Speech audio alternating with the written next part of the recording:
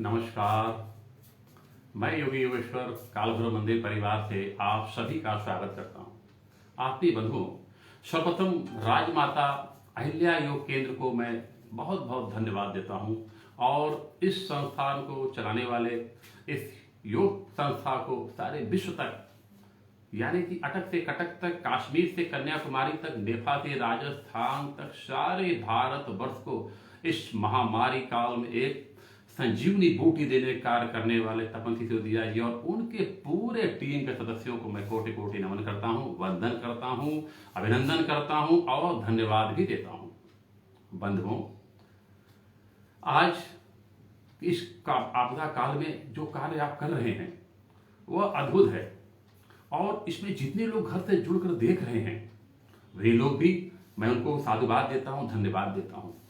और इस कार्य में जितने लोगों ने बराबर अपनी सहभागिता दी है, मैं देखता हूं बड़े बड़े छोटे छोटे बच्चे, बालिकाएं, हमारी कुछ माताएं, बहनें और कुछ योगाचार। मुझे अद्भुत मतलब आप लोगों से सबसे कुछ न कुछ सीखने का एक अवसर प्राप्त हो रहा है। आज अपना परिचय दूं उसके पहले भगवान श्री कृष्ण की वंदना।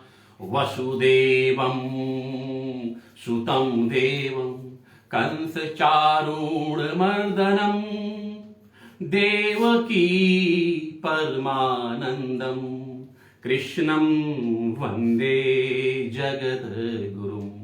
आत्मीय बंधुओं, मैं योगी योगेश्वर भारत के विश्व प्रसिद्ध कालभैरव मंदिर में मैं मंत्रों की साधना हमारे पूर्वज तकरीबन 300 वर्षों से कर रहे हैं और मैं करीब 20 वर्षों से योग की साधना कर रहा हूँ। 2012 से 2015 तक मैंने वाराणसी पुलिस लाइन के हजारों जवानों को मैंने योग का प्रशिक्षण दिया और 2012 से अब तक देश की सबसे बड़ी पैरामिलिट्री फोर्स सीआरपीएफ को हमें योग का प्रशिक्षण देने का सौभाग्य प्राप्त हुआ। यह हमारे लिए बड़े गर्व का विषय है। इस क्रम में मैंने अपने सहयोगियों के साथ, मात्र 4 सहयोगियों के साथ, जिसमें कि मेरे एक शिष्य ने अभी कुछ दिन पूर्व आपके यहाँ एक कार्यक्रम दिया है, किशन विश्वकर्मा, ऐसे 4 बच्चों के साथ मैंने 2000 से ज्यादा निःशुल्क योग शिविरों का संचालन किया और आज यह मुझे ऐसा प्रतीत हो रहा है कि उन 2000 योग शिविरों के संचालन करने का आज मुझे पुरस्कार मिल रहा है। आज इस राजमाता अहिल्या योग केंद्र के द्वारा जो यह मंच मुझे मिला, मुझे ऐसा प्रतीत हो रहा है कि मैं इस आपदा काल में अपने 2000 से ज्यादा परिवारों से मैं आज मिलने का मुझे सौभाग्य प्राप्त हुआ। बंधुओं, इस क्रम में आज का मेरा विषय है मुद्रा रहस्य और योग सूत्र। तो मेरा जो मूल उद्देश्य है, देखिए, मेरी जो हमारा जो निज अनुभव है, निज ज्ञान है, मैं उसी विषय पर मैं आपसे अपने विचारों को रखना चाहता हूँ और आपसे ज्ञान को रखना कि सूर्य को दीपक दिखलाना। मगर चूंकि यह परंपरा है, योगी दूसरे से मिलता है, कुछ न कुछ लेता है, तो हम भी आपसे कुछ लिए हैं और आपको कुछ देने जा रहे हैं। देखिए, योग में हमारे पास बहुत से कंप्लेन आते हैं, कहते हैं गुरुजी बहुत दिन से योग किया, जितना किया योग उतना बढ़ा रोग। अजीब अजीब सी दास्तान हमारे पास आती है। लोग कहते हैं कि हमें कुछ लाभ नहीं मिल रहा है।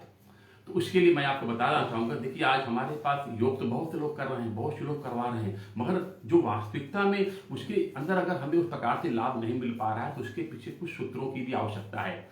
कल के वक्तव्य में मैंने देखा शाम को आदरणीय चंद्रशेखर आजाद जी ने जो बहुत अच्छी बात बता रहे थे प्राणायाम के कुछ गूढ़ रहस्यों को। वास्तविकता यही है। देखिए, प्राणायाम युक्तेन सर्वरोगम क्षय। अगर प्राणायाम रूपी सर्पणी है, प्राणायाम एक सर्प के समान है और यदि आपने इसको छेड़ा तो ये आपको डस लेगी। अगर आप डस छेड़ना मतलब अगर हल्की सी भी आपने असावधानी की, लापरवाही की, अनुशासनहीनता किया तो आपको दंड मिलना तो निश्चित है, क्योंकि प्राणायाम से जैसा कोई मित्र नहीं और प्राणायाम से अच्छा कोई शत्रु नहीं। तो आपको यह ध्यान देना होगा कि आप प्राणायाम तो करें मगर सावधानी के साथ। अब सावधानी क्या है? अगर आपकी दिशा सही है तो दशा बदल जाएगी और दशा सही है तो दिशा बदल जाएगी। तो दिशा और दशा का बड़ा महत्व है।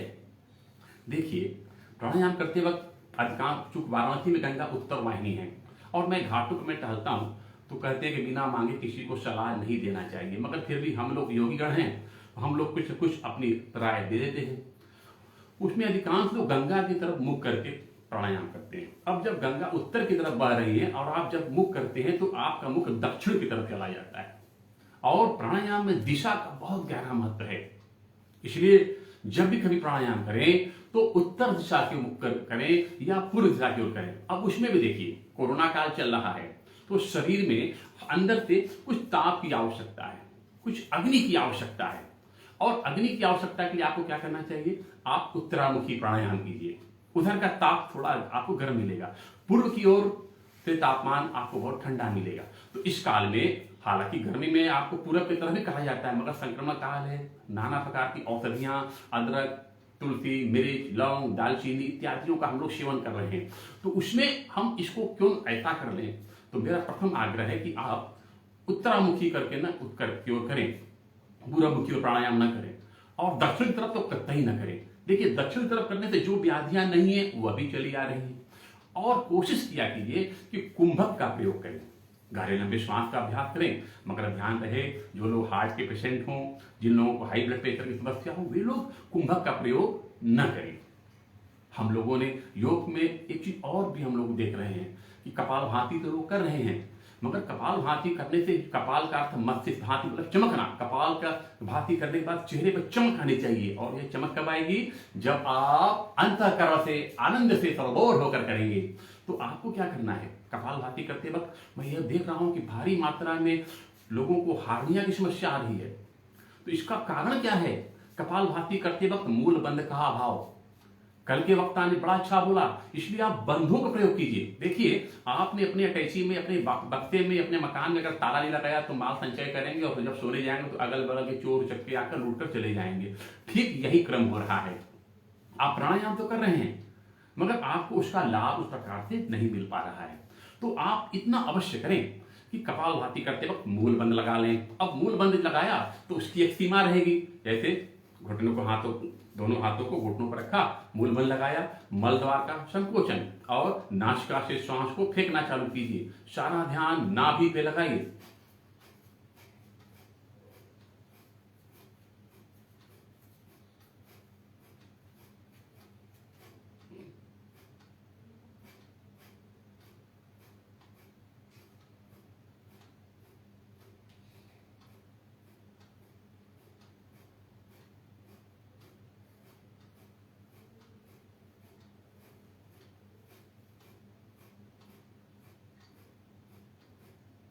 ऐसा, और बंद पे आप नियंत्रण किए रखिए।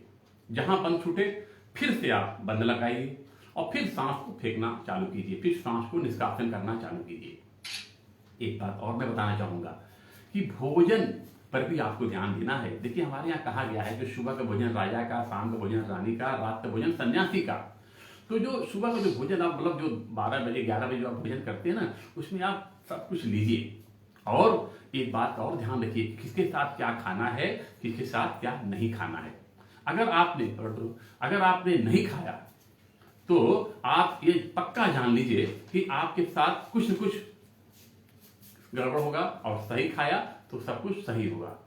तो इसलिए आपको यह ध्यान देना होगा, आपको भोजन की जो मात्रा है वह सुबह की मात्रा ठीक ठाक होनी चाहिए, मगर रात्रि का भोजन बहुत हल्का करें अगर आप प्राणायाम सिद्ध करना चाहते हैं।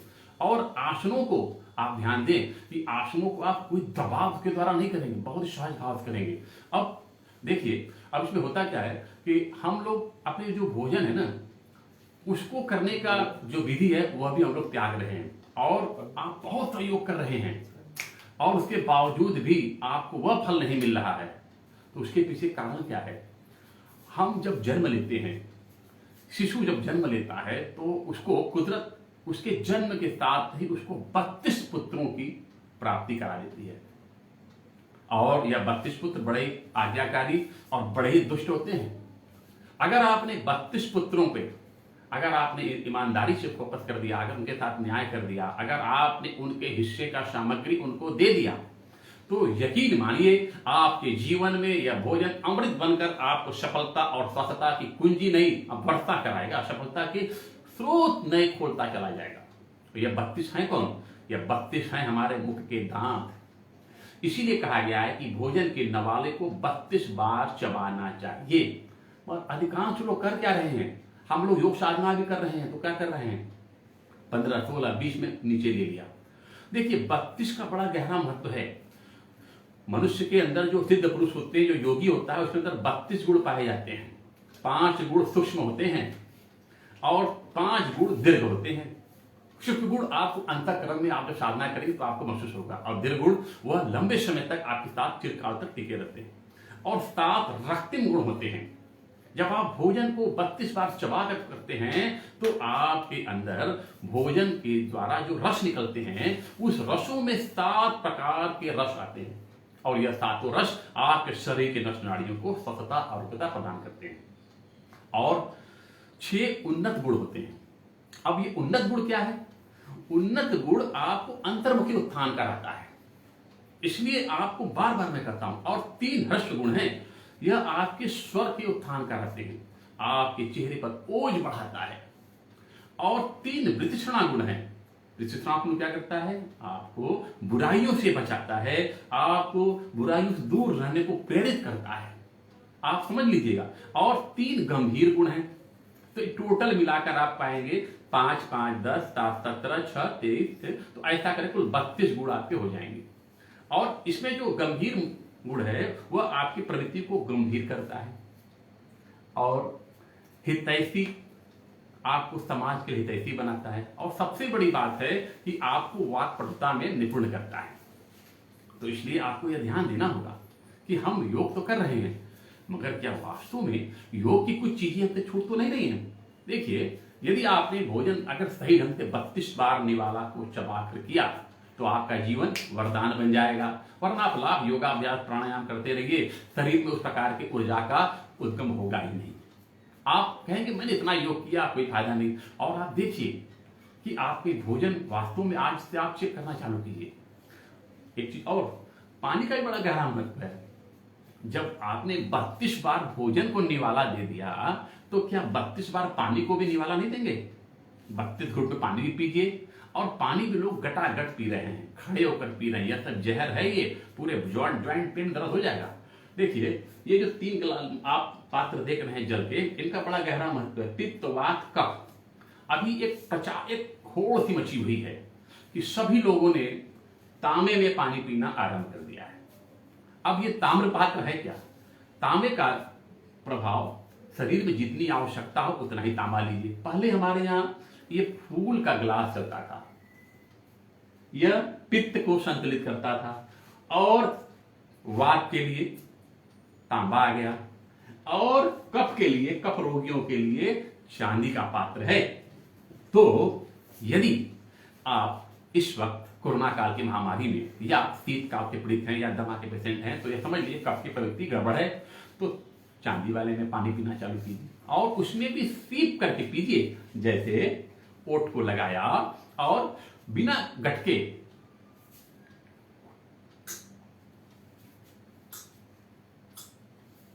ऊर्जा दे रहा है।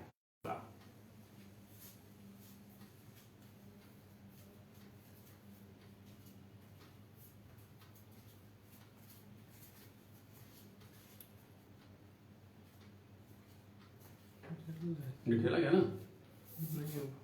तो हमें 32 तत्वों को हमको ध्यान देना होगा।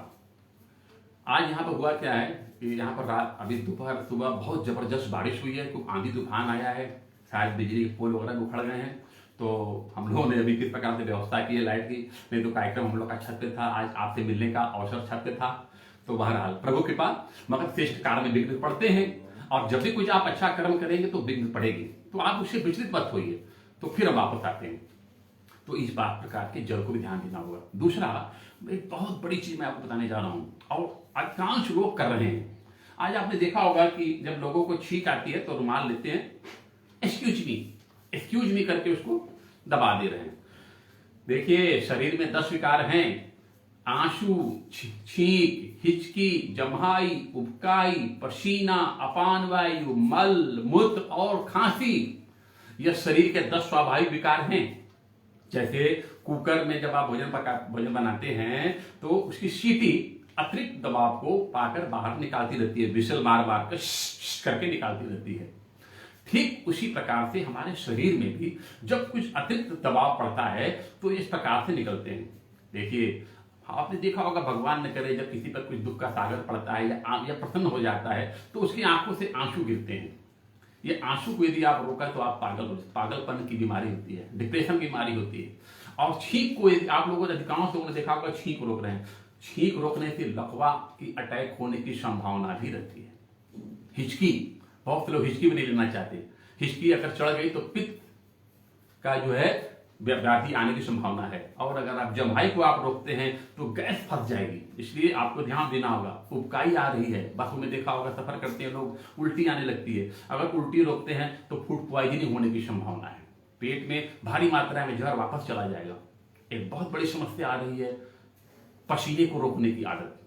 पसीना लोग डिओड्रेंट मार कर रोक दे रहे हैं। देखिए हमारे रोमकूप क्या है ना, वो आपको स्वस्थता की ओर प्रेरित करते रहते हैं। वे आपको हर पल कुछ नई आपकी सफलताएं होती रहे, इसलिए आपको पसीना बहता रहता है। और रोमकूप बड़े सेंसिटिव होते हैं, नेगेटिविटी ऊर्जा मिलते ही पहले खड़े हो जाते हैं, आपको संदेश देते हैं कुछ गड़बड़ होने वाला है। तो ये बहुत अच्छी चीज है, इसलिए आप अपने पसीना को कभी ना रोकें। जिनको बहुत ज्यादा पसीना आता है वे अपने नहाने के पानी में फिटकरी का प्रयोग किया करें, फिटकरी घुमाकर उसमें नहाया करें, तो उससे उनके स्वाभाविक रूप से पसीने रुकेंगे, रोमकूप नहीं बंद होंगे। इसलिए पसीने पर भी ध्यान दें। अपान वायु, गैस छूटना, यह भी स्वाभाविक प्रक्रिया है। इसका अर्थ यानी कि आप कहीं भी सार्वजनिक स्थल पर गैस छोड़िए, मगर कोशिश कीजिए, इसलिए मैंने कहा रात्रि का भोजन और 32 बार भोजन को, निवाला को चबाना। तो 32 बार भोजन को जब चबाएंगे तो अब क्या होगा कि आपका पेट में पाचन तंत्र सही रहेगा, व्यवस्थित रहेगा। तो आपको क्या करना है, जो अपान वायु को अगर आपने रोकता है तो उसका बड़ा ही बुरा असर है, उसका तो सर दर्द के साथ साथ बवासीर में ही वह सहायक सिद्ध हो रहा है पैदा करने में। और मूत्र का अगर आप निष्कासन रोकते हैं तो क्या होता है, प्रोस्टेट की समस्या बढ़ रही है। और वैसे भी जब से ये पैंट शर्ट का कल्चर आया है, हम लोगों ने खुद, मैं महसूस करता हूँ कि भाई तब से मैं ये देख रहा हूँ कि प्रोस्टेट की समस्या पुरुषों में बढ़ती जा रही है। पहले इतनी ज्यादा पुरुषों में प्रोस्टेट समस्या नहीं थी। मल का भी आप लगा तो आपने क्या किया, रोक दिया, तो बवासीर की समस्या वो भी बढ़ा रही है। खांसी बहुत से लोग रोक दे रहे हैं तो दमा की समस्या बढ़ जा रही है। इसीलिए कहा गया कि खाके मुते सूते ताएं 16 दहीने 32 बाएं ताइन बैद बसाएं गाएं, यानी कि भोजन करने के उपरांत तुरंत पेशाब करने की आदत डाल लीजिए। ये नहीं कि भोजन कर लिया तो कुछ कर रहे हैं कुछ, ना ना ना ना ना ना, ये नहीं चलेगा। हर हर महादेव बोलिए। तो भोजन किया तो आप तुरंत पेशाब कीजिए, 2 ही बूंद हो, 4 ही बूंद हो, अन्न की गर्मी, जो आपने मसालों की गर्मी, कुछ तो कुछ निष्कासित हो, आमाशय की गर्मी कुछ निष्कासित होना चाहिए। और यहां देखिए, कहा कुछ गया, समझा कुछ गया, देखा कुछ गया, बताया कुछ गया रहा है। हमने कहा दोपहर में या भोजन के बाद लेटने का विधान है। लेटकर 16 और 32 खाके मुद्दे 16 ताएं 16 दहीने 32 बाएं और 16 श्वास दाहिनी करवट लेकर आपको लेना है और 32वां बाईं करवट लेकर लेना है। ऐसा यदि आप करते हैं तो आपके पास चिकित्सक के पास आपको जाने की आवश्यकता नहीं होगी। तो इन चीजों पर आपको थोड़ा ध्यान देना होगा कि आप क्या करें। इस और एक कार और ध्यान दीजिएगा कि 100 काम छोड़ खाना, 1000 काम छोड़ पखाना। यानी शौच लग गई तो आप सबसे पहले वो कीजिए, उसको कभी ना रोकिए। और भोजन के लिए मैं एक बात और बताना चाहूंगा, अधिकांश लोग कर क्या रहे हैं कि भोजन जो आपकी जन को तृप्त कर दे, जो आपकी 72 नसनाड़ियों को ऊर्जा प्रदान करे, क्या ऐसे कार्य को करते वक्त लापरवाही करेंगे? क्या गाड़ी चलाते वक्त आप मोबाइल को देखते हुए हैंडल चलाएंगे? क्या आप हथौड़ी को मारते हुए, दीवार को कटीले ठोकते हुए मोबाइल को आप देखेंगे? नहीं। जब आप इतना सावधानी छोटे से कील मारते वक्त करते हैं तो 72,000 नसनाड़ियों को जब कील मार रहे हैं तो उस वक्त आप कैसे लापरवाही कर सकते हैं? उस वक्त भोजन ग्रहण जो कर रहे हैं ना, वो 72 नसनाड़ियों को आप कील मारकर उन्हें जागृत कर रहे हैं। ऐसा करते वक्त आपको क्या करना होगा? आपको मोबाइल, दूरदर्शन, टीवी से दूर रहिए, अखबारों से दूर रहिए। अन्नपूर्णा माता को ध्यान कीजिए, अन्नपूर्णे तथा पूर्णे शंकर प्राण बल्लभे, महान पूर्णा को नमन करते हुए भोजन ग्रहण कीजिए और 32 बार चबाइए। आप देखेंगे कि आपके उस भोजन में जो तृप्ति आएगी वो अद्भुत है। आज समाज में देखा जा रहा है कि बहुत से लोग योग साधना कर रहे हैं, परिणाम के, मगर जो आप देखिए जो परिणाम मिलना चाहिए वो परिणाम नहीं मिल रहा है। हो सकता है आप शारीरिक से कुछ स्वस्थ हो जाएं, मगर देखिए हमारे शरीर में 3 प्रकार की व्याधियां आती हैं। अब उसको आप पित्तवात कफ ले सकते हैं, या सहज भाषा में 3 प्रकार के तनाव मनुष्य में पाए जाते हैं। पहला मस्तिष्क का तनाव, हर दिन बहुत टेंशन है भैया, बहुत तनाव है भैया, बहुत तनाव है। लोग कहते हैं ना, पहला मस्तिष्क का तनाव, दूसरा आमाशय का तनाव और तीसरा अस्थियों का तनाव, हड्डियों का तनाव। तो ये जो मस्तिष्क का तनाव होता है, यह बहुत ज्यादा कार्य करने से, बहुत ज्यादा प्रतिस्पर्धा करने से, बहुत ज्यादा दूसरों की निंदा करने से, जलन की भावना रखने से, अज्ञात भय होने से, अतिरिक्त वासना होने से, इनकी वजह से होता है। और आमाशय का तनाव, जब आप यहाँ का तनाव ले लेंगे तो क्या होगा, आपके पेट में गड़बड़ाना चालू हो जाएगा, फिर लूज मोशन या कब्जियत की शिकायत, और वह होगा तो फिर बवासीर, प्रोस्टेट ग्लैंड और भी नाना प्रकार की कमर जनित समस्याएं। और तीसरा तनाव बहुत सहज आप देख रहे हैं कि लोगों के अंदर जोड़ों के दर्द की समस्या बहुत तेजी से बढ़ती चली जा रही है। जिसको देखिए वो जोड़ों के दर्द से पीड़ित होता जा रहा है। उसके पीछे कारण क्या है? कारण है भारतवात प्रमुख देश है। यहाँ की जो जलवायु है ना, उसमें वात की बहुत ज्यादा अधिकता है। तो आपको भोजन पर नियंत्रण करना होगा, 5 जल पे नियंत्रण करना होगा। जल को आप बैठ कर पिए, और सुबह का जो जल पिए, अगर आप कुकड़ू बनकर पीते हैं, अगर आप ऐसे बैठ कर अगर आप पीते हैं, तो वो आपके लिए अमृत है। तो सीधे सीधे बड़ी आंत पर अतिरिक्त दबाव डालेगा और आप क्या करेंगे, बहुत ही सहजता से मलद्वार और मूत्राशय गठन हो जाएंगे, कब्ज का शमन हो जाएगा। अब एक चीज और बताएं, इसी अवस्था में यह चीन मुद्रा भी आती है, ठुड्डी को चिन के नीचे लगा लेने का, पंजे के बल पे चले गए। तो जिनको कब्जियत की शिकायत है, एकाग्रता का अभाव है, यह चीन मुद्रा और भी कई व्याधियों में बताती हूं मैं, लाभप्रद है। तो अब हम आइए दंडासन की ओर आ जाते हैं। तो यह उसमें भी बड़ा लाभप्रद करती है। इसलिए आपको ये ध्यान देना होगा कि आपको क्या करना है, आपको भोजन कैसे लेना है। तो आप इसलिए भोजन करते वक्त आप मौन हैं। और फिर वापस आते हैं दबाव की ओर। तो 3 दबाव हैं, तीनों दबाव को हम लोग क्या करते हैं, हड्डियों का दबाव, मांसपेशियों का दबाव और मस्तिष्क का तनाव। मगर जो चौथा तनाव है, ग्रंथियों का तनाव, इसकी कोई औषधि नहीं है। मस्तिष्क में दर्द होगा, नींद नहीं आ रहा है, सर दर्द की दवा ले लिया, नींद नहीं आ रहा है, कुछ ट्रंकलाइजर ले लिया, आमाशय में दर्द हो रहा है, गैस की समस्या है, गैस की दवाइयां ले ली, पाचन तंत्र की दवाइयां ले ली। और वहीं अगर आपको हड्डियों में दर्द है तो आपने कुछ पेन किलर्स ले लिए। मगर कभी आपने सोचा है ग्रंथियों का तनाव कैसे दूर करेंगे? तो ग्रंथियों के तनाव के लिए आसनों को और प्राणायाम से ज्यादा कोई औषधि नहीं है। इसलिए इसको सही करने के लिए आप क्या करना पड़ेगा, आपको हमारी जो मूलभूत चीजें हैं उनको आपको समझना होगा, उनके रहस्यों को समझना होगा, उनका सम्मान करना होगा। और सम्मान तब होगा जब आप अपने बड़े बूढ़ों का सम्मान करेंगे। जब हम अपने बड़े बूढ़ों का सम्मान करेंगे तो आने वाली पीढ़ियां हमें भी सम्मान देंगी। जब आप बड़े बूढ़ों का सम्मान करेंगे तो आप कभी बूढ़े नहीं होंगे। भाई मैं 50 साल का हो गया हूं और प्रभु कृपा से आज भी बाल्यकाल वाली अवस्था है। मैं पुत्र को मित्र समझता हूं, माता पिता के आगे उनका मित्र बना रहता हूं। तो यह भाव आपको लेना होगा। और अपने जो मूलभूत नारे हैं, उद्घोष हैं, आपने उनका तो समापन कर दिया और उसका समापन आपने कर दिया। ऐसा आपको पाठ पढ़ा दिया गया कि आपको इसको लगता है कि अनपढ़ हैं आप, या जाहिलियत का परिचय हो जाएगा। हम लोग पहले क्या करते थे, कोई भी आप लोगों ने देखा होगा कि हम लोग प्रथम ध्वनि में आता है, कोई मंत्र करते हैं या साधना करते हैं,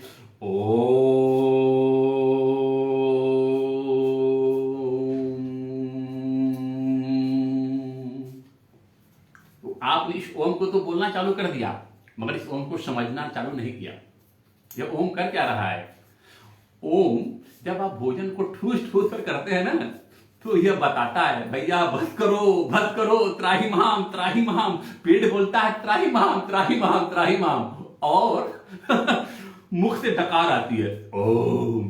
तो अधिकांशतः लोग क्या करते हैं, अच्छा डकार आ गई, एक गिलास पानी पिया, गट पानी पी लिया, और फिर चालू दुगनी गति से खाना चालू करेंगे।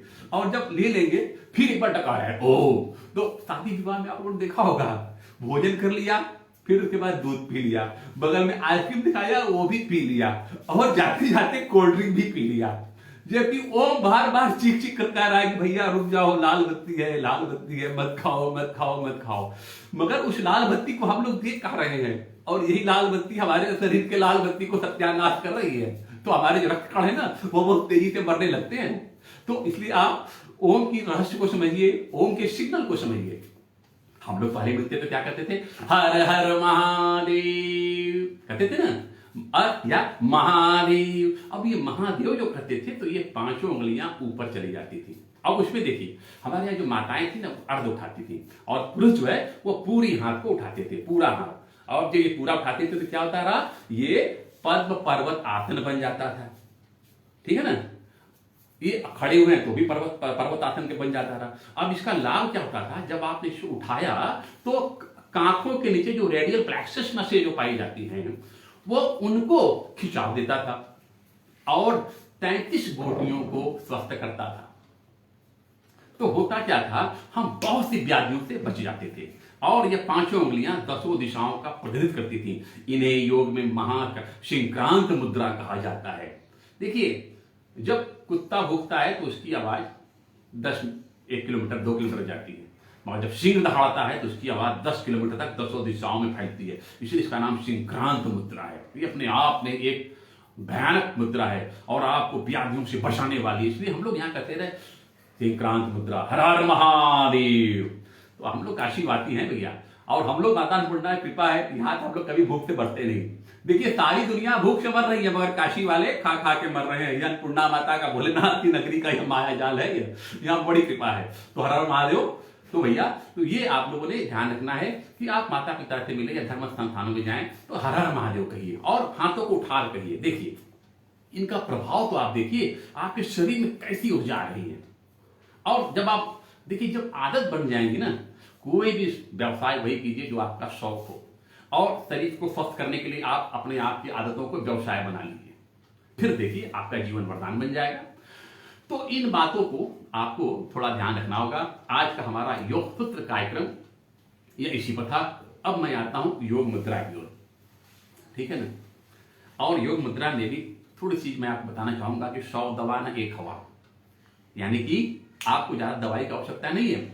हवा खाइए, मस्त रहिए। कौन सी हवा? शुद्ध हवा। शुद्ध हवा यानी कि जो ब्रह्म मुहूर्त की हवा है, जो 3:40 से जो 5:40 तक की हवा है, 5:40 को भी आप कम कर लीजिए, वो हवा आपको शुद्ध हवा है। उस वक्त आपको 38% ऑक्सीजन मिलता है और यह ऑक्सीजन आपको बहुत लंबे समय तक ऊर्जावान बनाए रहता है। तो उसका लाभ भी आपको मिलेगा। अब देखा आपने, अभी हमने आपको बताने के लिए किया और हमारे मुंह से डकार आ गया, जबकि अभी मैंने सिर्फ जल ही ग्रहण किया है। तो ये अपान वायु को भी निष्कासित करता है। हर हर महादेव। और इसमें रीढ़ की हड्डियों को सीधा रखें। तो आइए अब मुद्रा की ओर चले, उसके पहले थोड़ा सा कोई व्यायाम भी आप लोग कर लीजिए। व्यायाम कर में दंडासन की अवस्था में आइए। अच्छा देखिए ये जो हाथ पैर है ना, ये सब हमारे नौकर हैं। देखिए भगवान ने 5 पुत्र 5 नौकर और 1 पत्नी प्रदान किया हुआ है। तो ये 5 जो है हाथ पैर, ये सब हमारे पुत्र हैं और यहाँ जो मलद्वार मुद्रा ये सब हमारे। तो इसको बड़ा समझने की चीजें हैं, मतलब ज्ञानेंद्रिय कर्मेंद्रिय। अब इसको अलग अलग व्याख्याकार, किसी को पुत्र पुत्री, धर्म में इसका अलग, ये एक अलग विषय है। मैं किसी दिन उस पर आऊंगा तो उस पर भी मैं बोलूंगा। तो अभी क्या करना है, आपके हाथ पैर आपके नौकर हैं, इसको आप ध्यान रखें। नौकर का काम है मालिक की आज्ञा मानना। तो पद्मासन लगाने का अभ्यास कीजिए। अगर नहीं लगता है तो पैर को पकड़ के लगाइए। और हमारे यहाँ कहा गया ना कि पहले जहां तक जगह पाइए घटकते घटकते चले जाइए। जिनका पद्मासन न लगे तो वे ऐसे पलथी लगा के बैठे, फिर उसके बाद धीमे से एक चढ़ाया, फिर धीरे से ऐसे चढ़ाया। या नहीं लग पा रहा है तो आप एक क्रम और कह सकते हैं, वृषभ आसन का प्रयोग कीजिए। यह घुटनों के दर्द के लिए बहुत ही अद्भुत आसन है। ये बहुत अच्छी क्रिया है। ये वृषभ आसन बहुत अच्छी। इस अवस्था में बैठने से घुटनों के दर्द में आराम मिलती है। अरे भाई तुम इधर आ जाओ। ये भी, इसका भी मैं प्रयोग करता रहता हूं। और दंडासन की अवस्था में आ रहा हूं। दंडासन में क्या करना है, देखिए आपको जानकर बहुत ताज्जुब होगा कि दंडासन के द्वारा बैठकर आप अपने 126 हड्डियों का इलाज कर सकते हैं। शरीर में जितनी हड्डियां, 206 हड्डियां हैं करीब करीब, उन हड्डियों में 126 हड्डियों का इलाज करो। उसके लिए करना क्या है, हाथों को पीछे रखा, रीढ़ की हड्डियों को टाइट किया और पंजे को नीचे ऊपर नीचे ऊपर। समझ भाव मत कीजिए, हल्का सा सीने को बाहर फेंका, नीचे श्वास को भरते हुए यथासंभव श्वास को भरकर रुकिए और हथेलियों से सीने को टाइट किए रहिए, छोड़ते हुए नीचे। पंजे को नीचे से नीचे सटाने का प्रयास कीजिए, नीचे से नीचे हटाने का प्रयास। तो यह क्रिया बहुत अच्छी क्रिया है दंडासन में। आप अच्छा देखिए, दो आसन ऐसे हैं जिनको कि आप कभी भी कर सकते हैं। एक तो है वज्रासन, अधिकांश लोग तो जानते ही हैं, और मैं किसी को बता नहीं रहा हूं, भैया हम आपसे सीख रहे हैं, और आप हमको अगर हमारी जो भी गलतियों को आप क्षमा कर दीजिएगा, क्योंकि हम भी आपके समान बालक के ही समान है, आपके मित्र के समान है, तो अन्यथा मत दीजिएगा, मैं बहुत बड़ा ज्ञानी हूँ। मंत्रहीनम क्रियाहीनम भक्तिहीनम सुरेश्वर यत् पूजी तन्मया देव परिपूर्ण। देखिए, योग तो सागर है, कुछ लोग इसको देखने आते हैं, कुछ लोग इसको छूने आते हैं, कुछ लोग इसका स्वाद चखने आते हैं, कुछ लोग उसमें डूब कर समाहित होने आते हैं, और योग को कभी कोई पूर्ण नहीं जान सकता। योग के हर एक आसनों में कई लाख रहस्य छुपे पड़े हैं। एक एक आसनों को बनाने जीव में ऋषियों ने, मुनियों ने, महर्षि ने अपने जीवन को बलिदान कर दिया। मत्स्येंद्र आसन, अर्ध मत्स्येंद्र आसन, गोमुख आसन, आप सोच सकते हैं कि एक आसन को ही आप स्वस्थता प्रदान कर सकता है। मैं आपको आज अभी अपने मुद्रा रहस्य पर आऊं, उसके पहले मैं आपको एक और जानकारी आपको शेयर करूं। आज से 2002 में मुझे रस्साकशी के खेल के दौरान मैं गिर गया था, और मेरे रीढ़ की हड्डियों में बहुत भयानक चोट आया था। 2002 की बात है ये, और मैं करीब 8 महीना तक बेड पर पड़ा था। दवाइयाँ चल रही थी, कॉलर यहाँ पट्टा, गले में पट्टा, सब पट्टा लगा हुआ था, और ऐसा प्रतीत होता था, आप समझ सकते हैं, आज मेरी उम्र 50 साल है, करीब 18 साल पहले, करीब मैं 32-33 साल का नवयुवक था। अरे आज मैं नवयुवक हूँ भाई, आप लोग के आगे आप लोग का छोटा भाई हूँ। तो मैं तब भी नवयुवक था, और मेरी स्थिति बड़ी भयानक थी। तो डॉक्टर ने पहले में डॉक्टरों के पास किया, मैं डॉक्टरों का अपमान नहीं कर रहा हूँ, और उन लोगों ने मुझे बहुत सी दवाइयाँ दी। जब दवाई खाता था तब आराम होता था। फिर एकाएक हमारे गुरुदेव जो हमारे बीच आज नहीं हैं, जो कि हमारे वाराणसी के बहुत अच्छे योगाचार्य थे, आदरणीय श्रद्धेय स्वर्गीय श्री बीएन सिंह जी, जो बहुत अच्छे योगाचार्य थे, भूतपूर्व कस्टमर चार्ज अफसर थे, और रिटायर होने के बाद उन्होंने योग को अपनाया। बहुत से लोगों को उन्होंने योग से जोड़ा। ऐसे मनीषी को मैं इस मंच से नमन करता हूँ। हमारे गुरुदेव हैं, गुरुदेव थे, वो हैं, वो सदैव रहेंगे। आज मेरे बीच नहीं है, मगर उनका दिव्य आशीष, हमारे महान पूर्वजों का आशीष पहुंच रहा है, और आप लोग का स्नेह भी पहुंच रहा है। तो आप सभी साधुवाद के पात्र हैं, हमारे शिष्य भी साधुवाद के पात्र हैं, जो कि हमारे साथ जुड़े रहते हैं। तो उन्होंने मुझको कहा कि आप 2 आसन कीजिए, और वो 2 आसन मैंने करना आरंभ कर दिया। 2 आसन थे, भुजंगासन और नौकाचालन, और परिणाम हुए कि आप यकीन मानिए, मैं बहुत ही सहजता से स्वस्थता की ओर होने लगा। अब भुजंगासन में हम क्या करते थे, मैं आपको बता रहा हूँ। बस इसको भूमि पर रखा, कमर दर्द, रीढ़ की हड्डी का दर्द, सर्वाइकल, ये सब हमारी मतलब समझ लीजिए आप करीब करीब गायब हैं। हाँ, मैं नीचे झुकने वाले व्यायाम आज भी नहीं करना चाहता हूँ, नहीं करता हूँ। तो श्वास को भरते हुए नाभि तक के भाग को उठाने का प्रयास, हथेलियों पर कम से कम दबाव, क्योनियां सटी हुई, सर ऊपर से ऊपर, पंजे मिले हुए, ऐसा मैंने अभ्यास करना आरंभ किया, और छोड़ते हुए नीचे, भरते हुए ऊपर, यथासंभव करने का अभ्यास। उस वक्त तो मैं मुश्किल से 2 या 3 या 5 सेकंड ही कर पाता था। इसका मैंने अभ्यास किया। 5 दिन के बाद उन्होंने मुझको नौका चालन का अभ्यास कराया। तो मुझे आज वो नौका चालन से याद है, मैं बस ऐसे ऐसे किसी प्रकार से मैंने किया, हल्का हल्का हाथ भी उठाकर, और फिर 5-7 दिनों के बाद थोड़ा सा ऐसे ऐसे हुआ, और फिर 15 दिनों के बाद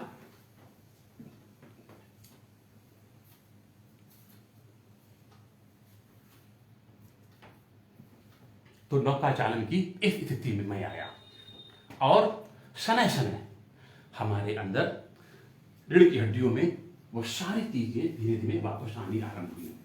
और फिर मैं जहां हताश हो चुका था, जीवन से निराश हो चुका था, पता नहीं अब मैं उठ पाऊंगा या नहीं, 2 पट्टे, गले का पट्टा, आप समझ सकते हैं। मैं उस दिन को याद करता हूं तो सिर उठता हूं। तो आज भी मैं जिन लोगों को देखता हूं, मैं उनको जब अभ्यास कराता हूं तो बड़ा इनको राहत मिलता है। तो इन चीजों को हमने 2 आसनों का अभ्यास किया। अब हम आते हैं कुछ मुद्राओं की तरफ। तो कहते हैं कि आसन प्राणायाम से मुद्रा शक्ति महान, अब करे प्रभावित ग्रंथि मन, नशनाड़ी संस्थान। आसनों और प्राणायाम से मुद्रा शक्ति बहुत महान है भैया। अब आप कहेंगे ये कौन सी मुद्रा हो गई? तो ये वही मुद्रा है, अर्थ मुद्रा, भाव मुद्रा और योग मुद्रा। अब देखिए, जो हमसे आप जुड़े हुए हैं, ये भी तो मुद्रा के बल पर ही जुड़े हुए हैं। भाई ये बॉल है, ये गिलास है, चांदी का दरी है, ये मोबाइल लगा हुआ है, नेट भरा हुआ है, ये सब मुद्रा का ही तो चमत्कार है।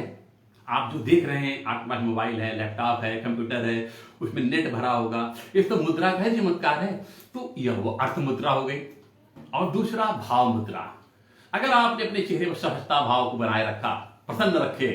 देखिए, हम बार बार कहा करते हैं जो हमारा व्यक्तिगत होना चाहिए उससे हम सार्वजनिक करते हैं, और जो सार्वजनिक होना चाहिए उसे हम व्यक्तिगत कर देते हैं। तो सार्वजनिक क्या होना चाहिए? हमारी खुशियां, हमारा प्रेम, हमारा लोगों के प्रति सम्मान सार्वजनिक होना चाहिए। और व्यक्तिगत क्या होना चाहिए? किसी ने हमारा अपमान कर दिया, उससे आप भूल जाइए। किसी ने आपको दुख पहुंचाया, उससे आप भूल जाइए। कोई कष्ट है, उससे आप भूल जाइए। जग को बोलोगे तो जग हंसेगा, और जगदीश से बोलोगे तो जगदीश हरेगा। इसलिए अगर आपको कहना है तो जगदीश से कहिए। और जगदीश कौन है? जगदीश आपका योग साधना है। योगम शरणम गच्छामि योग कर्मसु कौशलम, अर्थात अपने कर्मों को कुशलता पूर्वक करने वाला ही योगी है। वह चाहे झाड़ू कर्मी हो या वह जहाज उड़ाने वाला पायलट हो, यदि वह व्यक्ति ईमानदारी से अपने कार्य कर रहा है तो वह भी योगी है। योगा कर्म सुकौशलम। और जब आप अपने कर्मों को कुशलतापूर्वक करेंगे, जब आप उधर ध्यान लगाएंगे, तो आपके मस्तिष्क के नकारात्मक ऊर्जा का ह्रास हो जाएगा। आप देखेंगे ही नहीं कि कौन क्या कर रहा है, कौन नहीं, कोई मतलब नहीं। आप तो सीधे सीधे अपने कर्म को धर्म मानेंगे। और फिर देखिए, जिस दिन आपने कर्म को धर्म मान लिया तो फिर आपका जीवन वरदान हो जाएगा। तो इसलिए इनको आपको समझना होगा, हम लोग को समझना होगा। तो प्रभु कृपा से हमने क्या किया? योग का चमत्कार देखिए, धारणा का चमत्कार देखिए। जब आप योग साधना निरंतर करते हैं तो आपकी धारणा शक्ति बलवान होने लगती है। आप जो चाहेंगे सो हो जाएगा। आज की घटना सुन लीजिए। ईश्वर का वरदान है मुझको, या उनकी कृपा है, आप लोग का दिव्य आशीष है। हम छत पर ही सोते हैं। जब मैंने छत पर उठे 3:30 पौने 4 बजे, हल्के से बादल गरज रहे हैं, तो हमने कहा कि बादल गरज रहे हैं, चले प्रभु की माया। जब 5 बजा तो तेज आंधी तूफान, खूब जबरदस्त बारिश, लाइट चली गई। हमने कहा ये क्या भगवान? तो मेरे मन में पहले आया कि ऐसा ना हो कि हम एक लाइट की व्यवस्था कर लें। तो हमने लाइट की व्यवस्था रात को ही कर ली थी, कि मुझे लगा कि ऐसा ना हो लाइट चला जाए। नकारात्मक सकारात्मक दोनों सोचना चाहिए। मगर फिर मन में विश्वास आया कर ले रहे हैं, मगर 10-15 मिनट लाइट आ जाएगी। तो आज कमबख्त स्थिति वही हुई कि लाइट गई और लाइट आ गई। तो जब आप योग करते हैं ना तो आपकी धारणा शक्ति बलवान होने लगती है। इसलिए आप जो चाहें सो पाएं, बस थोड़ा सा ध्यान लगाएं। तो बार बार कहा जाता है ध्यान लगाइए। और इस ध्यान को लगाने के लिए आपको भगवान ने लाइफ टाइम एक वाहन दिया हुआ है, जिसका ना कोई इंश्योरेंस कराना पड़ता है, ना रिन्यूअल कराना पड़ता है। बस सिर्फ आपको उस पर ध्यान देना रहता है। और आप उस पर बैठिए और दिव्य यात्रा की ओर प्रस्थान कीजिए। मजा लीजिए जो चाहिए। आपको क्या चाहिए? उस वाहन में इतना चमत्कार है, यदि आपने उस वाहन को अपने उस पर बैठना सीख लिया, यदि आपने उस वाहन को चलाना सीख लिया, तो आपके जीवन में सुख, शांति, समृद्धि, दौलत, अरुणा, गरिमा, लहिमा, ये 8 सिद्धियां आपके आसपास आपको आशीष देने के लिए हर पल प्रतिपल खड़ी रहेंगी। यह जान लीजिए। यह वाहन है क्या? सोहम। हंस। अपनी श्वासों की ध्वनि को सुनिए। वह हम कर क्या रहे हैं? हम जग की ध्वनि सुन रहे हैं। उधर देखा, इधर देखा, ना ना ना। आंख बंद कर लीजिए और अपनी श्वासों की ध्वनि को सुनने का प्रयास कीजिए। हंस वाहिनी बन जाइए, हंस की सवारी कीजिए। फिर देखिए, जो चाहेंगे सो मिलेगा। तो इसलिए आप अपनी श्वासों को सुनने का प्रयास कीजिए। बहुत से लोग कहते हैं कि कैसे जाने कि हमारी साधना सही चल रही है। तो इसके लिए मैं कहना चाहूंगा, निवेदन करना चाहूंगा, यदि आपकी साधना करते वक्त, प्राणायाम करते वक्त अगर आपके आंख स्वतः बंद होने लगे, बंद करना नहीं, स्वतः बंद होने लगे, तो आप ये जान लेना भैया कि अब साधना आपको, आराधना आपको अपने गोद में बैठा रही है, या आपको शिशु को समान आपकी देखभाल करने के लिए। इसलिए आंखों को बंद कीजिए। बंद आंखों से अनंत सागर देख सकते हैं। खोलकर आंख 100-200 किलोमीटर, 500 किलोमीटर या 1 लाख किलोमीटर देख सकते हैं। मगर बंद आंखों से भूत, भविष्य, वर्तमान सब देख सकते हैं। तो इसलिए आंखों की शक्तियों को पहचानना। देखिए, कहा गया देखत ही हसत नहीं, नैना न रहे स्नेह। अर्थात आंखों में अगर स्नेह नहीं है तो आप आंख भाषा से पढ़ सकते हैं। इसलिए आंखों की शक्तियां बड़ी जबरदस्त हैं। किसी दिन फिर कभी प्रभु कृपा होगी, आप लोगों से मिलने का अवसर होगा, मैं उस पर भी आऊंगा। तो अब हम आते हैं कुछ मुद्राओं की तरफ। तो हमने कहा ना कि आसन प्राणायाम से मुद्रा शक्ति महान, करे प्रभावित ग्रंथि मना, नस नाड़ी संस्थान। आसनों, प्राणायाम और मुद्रा शक्ति से बहुत जबरदस्त है ये हमारा सहज भाव मुद्रा कर लेना। और इसके लिए किसी प्रकार के नियम के अनुशासन की आवश्यकता नहीं है। आप जब चाहें तब कर लें, सोते वक्त, उठते वक्त, चलते वक्त, बैठते वक्त, जिसी भी अवस्था में चाहें आप कर लें। इस समय काल में, कोरोना महामारी काल में, आप सर्वप्रथम कुछ करें या न करें, समान मुद्रा का अभ्यास करें। अग्नि, वायु, जल, पृथ्वी, आकाश, ये पंच तत्व हैं हमारे। इन पंच तत्वों को ऐसे मिला लिया तो यह समान मुद्रा हो जाएगा। मैं बड़े विश्वास और धैर्य के साथ बताना चाहूंगा, मैंने इसका कई मरीजों को प्रयोग किया है। जो लोग बहुत असहाय थे, बहुत कमजोर थे, मैंने उनको ऐसा मुद्रा बनाने का और इसका अभ्यास। अब कुछ लोग कहते हैं हमें कोई लाभ नहीं हुआ, तो उसके पीछे कारण क्या है?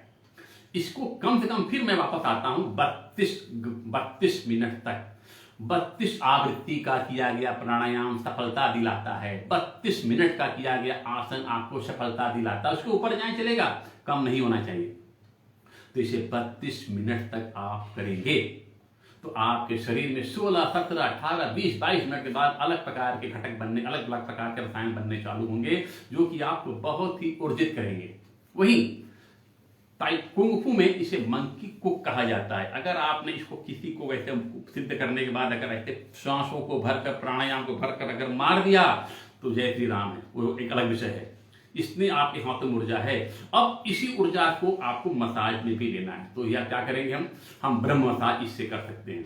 तो ब्रह्म मसाज सरसों का तेल या बादाम का तेल या नारियल तेल, जो भी तेल आपके पास हो, मगर सुगंधी रहित तेल आप लगाइए, जो कि शुद्ध तेल हो, और मस्तिष्क पर लगा के ऐसे ऐसे ब्रह्म मसाज कीजिए। ऐसे ऐसे ऐसे 5 उंगलियों को कोण मिलाकर ऐसे ऐसे ऐसे ऐसे ब्रह्म मसाज कीजिए। और ब्रह्म मसाज बाद जिन लोगों को बहुत ज्यादा सर दर्द, तनाव, डिप्रेशन रहता है, उनके लिए यह अमृत है। अब इसी ब्रह्म मसाज को मोल मसाज कर सकते हैं। अगर कानों के नीचे कनपट्टी पर आपने इसको हल्का हल्का इसको लगाया तो अनिद्रा की समस्या से भी आपको बहुत तेजी से आपको राहत देगा। तो ये बहुत ही सरल है। अब इसके बाद हम आते हैं शंख मुद्रा। शंख मुद्रा यानी कि अंगूठे के जड़ मूल को पकड़ा, मध्यमा को अंगूठे पर लगाया और ये इस प्रकार की अवस्था ऐसे बनाया। यह शंख मुद्रा होगी, दाएं हाथ से भी और बाएं हाथ से भी। तो यह कंठ के लिए बहुत ही अच्छी मुद्रा है। अब इसमें देखिए हो क्या रहा है, अंगूठे को जड़मूल को आपने पकड़ा, अंगूठा अग्नि का प्रतीक है। अब अग्नि ने क्या किया, वायु, जल, पृथ्वी, आकाश चारों को ऊर्जा प्रदान करना चालू कर दिया। तो जब चारों गर्म होने लगेंगे तो आपके कंठ को से लेकर फेफड़ों में जो भी आपको आकलन जकड़न या जो कफ का संक्रमण हो रहा है, उस पर यह बहुत प्रभावशाली है। मगर मैं फिर कहना चाहूंगा कि 32 मिनट तक का अभ्यास होना चाहिए। फिर उसके अगले क्रम में आते हैं, एक और छोटी सी मुद्रा है मध्यम मुद्रा। आज के दौर में मोटापा बहुत बड़ा अभिशाप बनता जा रहा है और मोटापा से बचने के लिए लाखों लाख रुपए के लोग फूड सप्लीमेंट खा रहे हैं या कुछ ऐसे प्रोडक्ट खा रहे हैं जो कि उनको प्रोटीन खा रहे हैं, जो कि उनके भूख को रोक कर उनके मोटापा को कम कर दे। उसके लिए क्या करना है, हमारे यहाँ बचपन में जो 40 के ऊपर वाले लोग हैं, हमारी माताएं बहनें हैं या और भी लोग, उन लोगों ने यह अवश्य जरूर कहीं न कहीं खेल खेला होगा तो हाँ, या कुछ अपने अनुभव को लेकर कमेंट जरूर दीजिएगा। मध्यम मुद्रा, मछली जल की रानी है, जीवन उसका पानी है, यह हम लोग गाना गाते थे और हाथों को ऐसे दिखलाकर दिखाते थे। मगर उसमें करना क्या है, मध्यम मुद्रा में अंगूठे को चप्पू के समान चलाना है, यानी कि 32 clock, 32 anti clock clock by 1 2 ऐसे करके, और इसी को दायां बायां भी कर लीजिएगा, ठीक है ना, ऊपर नीचे, और ऐसे ऐसे 32 बार चलाइए, clock by 32 bar anti clock by. तो यह करे क्या, यह आपके शरीर के जो फैट, जमा फैट है, उनको यह मुलायम कर देगा। और इसके बाद जो आप आसन करेंगे ना, तो फिर उसमें आपको चमत्कारी रूप से आपको परिवर्तन लगने लगेगा। तो ये बहुत ही अच्छी अच्छी मुद्राएं हैं। चूंकि मेरा समय शायद इस संस्थान ने 45 मिनट का दिया हुआ है, तो अभी 2-4-5 मिनट हम और है। हालांकि मेरे पास कुछ और विषय थे, तो मैंने सोचा था कि उसकी चर्चा होगी, मगर देख रहा हूं कि इसमें ही हमारे 45 मिनट तकरीबन आ रहे हैं। तो चलिए कोई बात नहीं। तो एक और मुद्रा को हम आते हैं, ठीक है। ये आपने देखा समान मुद्रा, ठीक है, शंख मुद्रा, मध्यम मुद्रा। अब एक और मुद्रा, लिंग मुद्रा। जो लोग बहुत कमजोर हैं, जिनको लो ब्लड प्रेशर की समस्या है, जिनको सीने में संक्रमण बहुत ज्यादा परेशान कर रहा है, वे सिर्फ अंगूठे के जड़ मूल में बैठाकर लिंग मुद्रा में ऐसे बैठे रहें। श्वास की प्रणाली समान रूप से चलती रहे, उसमें बहुत ज्यादा ना देना है ना छोड़ना है। तो ये बहुत ही छोटी छोटी विधियां हैं और इसका लाभ आपको मिलेगा। और एक चीज और आपको बता दें, घर में बैठे बैठे लोगों को डिप्रेशन भी हो रहा है, घबराहट हो रहा है, उसमें कुछ एक आध दो में हम आसनों की भी चर्चा भी पे करना चाहेंगे। 2 मिनट का समय है, 3 मिनट का तो इजाजत हो तो कर दें। तो उसमें आनंद मग्न आसन का अभ्यास कीजिए, बहुत ही सरल। अब इसको पद्मासन में भी कर सकते हैं, और अगर जिनके पैरों में दिक्कत न हो तो वे वज्रासन में कर सकते हैं। मतलब करना क्या है, कांख के अंदर चारों उंगलियों को फंसाया, अंगूठे को बाहर दबाया और स्वर को निढाल अवस्था में पीछे, और 5 गहरे लंबे श्वास। सर जितना पीछे से पीछे ले जा सकते हो ले जाएं।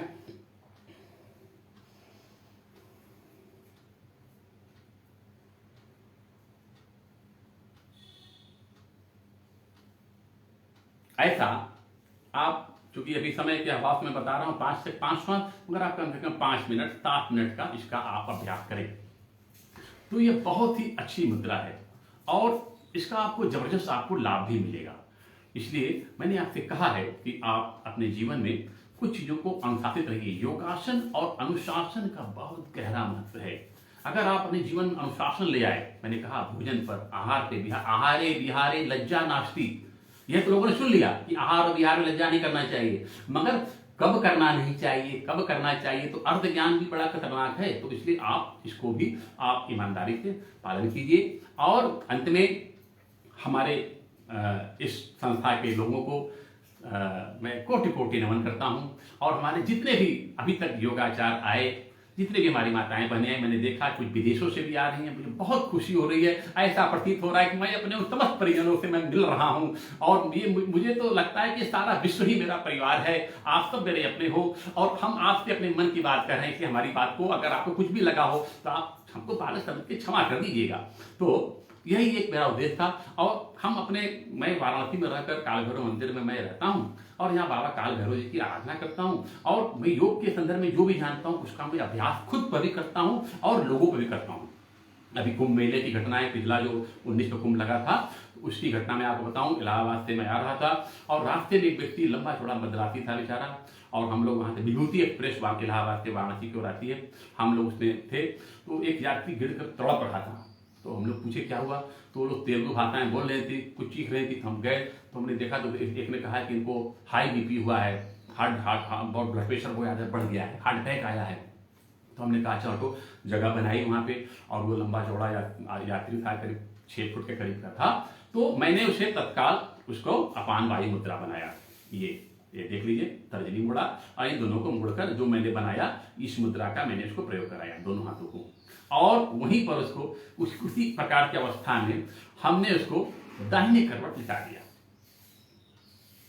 आप यकीन मानिए 15 या 20 मिनट के बाद वह व्यक्ति उठकर खड़ा हुआ, और मेरे आंखों में आंसू आ गए जब वह मेरा पैर छूने लगा। जब तक मैं वाराणसी नहीं आया उसका पूरा परिवार मेरा पैर छू रहा था। तो यह मैंने योग का चमत्कार भी देखा है। हमने खुद अपने आसनों के द्वारा अपने शरीर को स्वस्थ किया। मैं 5 साल 6 साल तक मैं खड़ा नहीं हो पा रहा था, मेरे पैर में पोलियो का असर था, और आज की स्थिति यह है कि हम अपने पैरों पे बहुत कुछ सहजता से बैठ पा रहे हैं, उठ पा रहे हैं, और बैठकी लगा पाते हैं, फ्रॉक जंप करते हैं, ये सब कुछ करते हैं। मेरा एक यूट्यूब चैनल है योगी योगेश्वर के नाम से, आप देखेंगे तो मैं उस पर मिलूंगा, और मैंने अपने जो भी हमारा जो अनुभव होता है मैं वो साझा करता रहता हूँ। मैंने कभी भी धर्म को आत्मा से अपनाने का ही प्रयास किया है, उसको उसी के लिए मैं यह कर रहा हूँ। तो आइए अब हम एक छोटा सा योग गीत के साथ अपनी वाणी को विराम देंगे। जिंदगी योग का नाम है, इसे हर दिल को अपनाना पड़ेगा। जिंदगी योग का नाम है, इसे हर दिल को अपनाना पड़ेगा। जिंदगी कष्टकारी है तो क्या, जिंदगी कष्टकारी है तो क्या, नश नाड़ियां जकड़ी हैं तो क्या, प्राणायाम से तही करना पड़ेगा, अनुलोम विलोम को अपनाना पड़ेगा। जिंदगी योग का नाम है, इसे हर दिल को जोड़ना पड़ेगा।